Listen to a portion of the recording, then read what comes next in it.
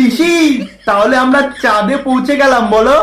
আমার মনে আছে চাঁদের মাটিতে যখন তারা পৌঁছেছিলেন, ইন্দিরা গান্ধী জিজ্ঞেস করেছিলেন রাকেশ রোশনকে, রাকেশ রোশনকে।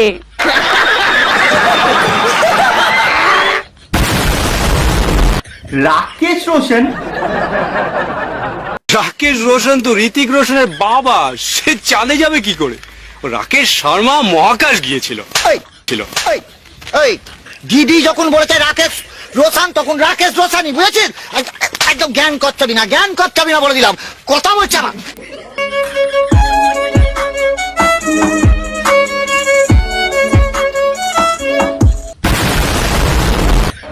उधर से कैसे लग रहा है, आसमान से कैसे लग रहा है महाकाश से इंडिया को?